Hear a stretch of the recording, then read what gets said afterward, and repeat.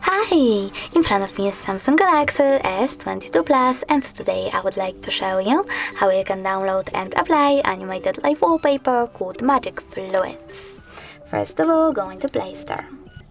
Now you need to click on the search bar and type in Magic Fluids. Then download this free app from this developer and open it.